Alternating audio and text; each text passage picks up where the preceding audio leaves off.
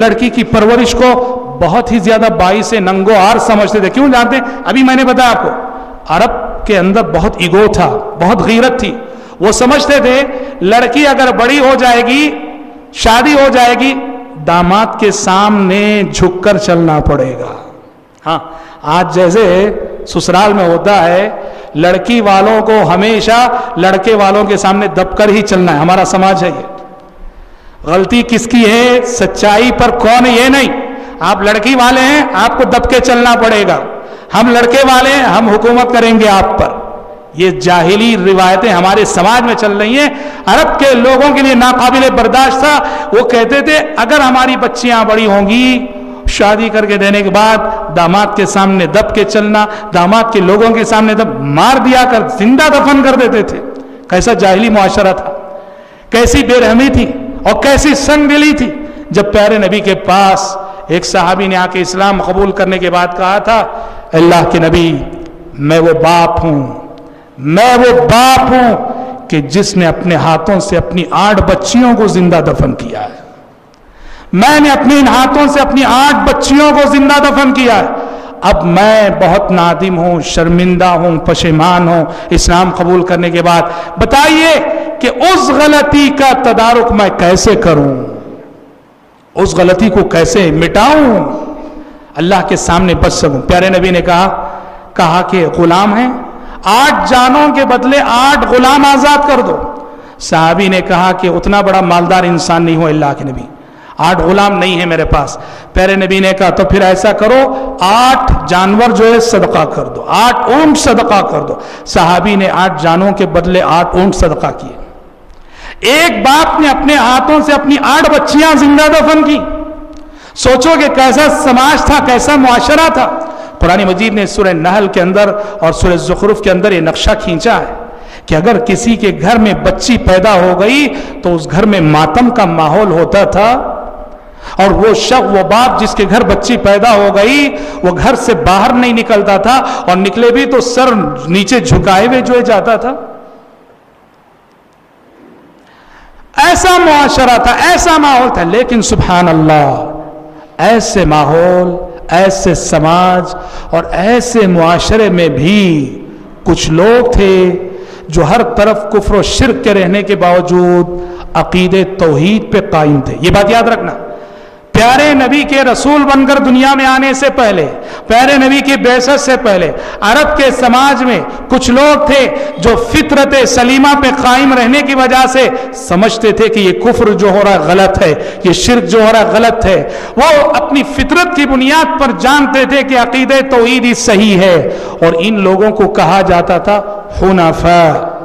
ان لوگوں کو ٹائٹل دیا گیا تھا حنفاء, حنیف کی جمع. یہ وہ لوگ جو شرک کے ماحول میں رہ کر بھی دین توحید پہ قائم رہے. ان میں ایک نام عمر بن عنبسہ رضی اللہ عنہ, بعد میں اسلام لائے, یعنی پیارے نبی پر ایمان لائے پیارے نبی کی بعثت کے بعد.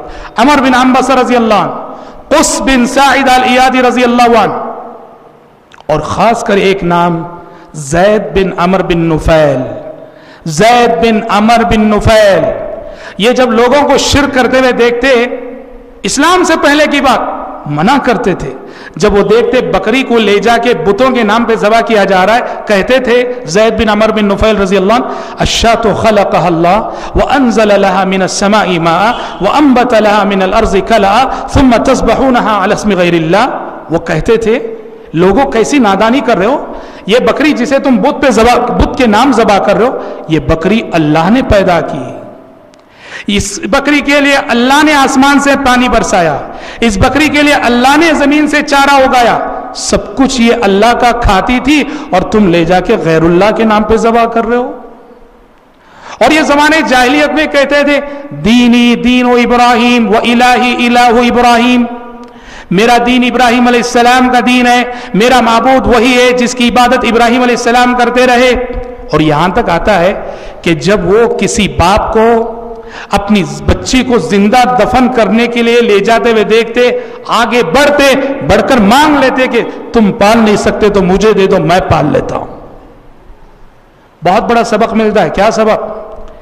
جاہلیت کے اس ماحول میں بھی جب کچھ لوگ عقیدہ توحید پر قائم تھے تو پتا چلا کہ ہر سماج، ہر سوسائٹی میں ایسے کچھ اللہ کے بندے ہوتے ہیں جو رہتے ہیں مشرکین کے درمیان، رہتے ہیں کافرین کے درمیان، لیکن شرک پر انہیں کبھی اطمینان نہیں ہوتا ہے.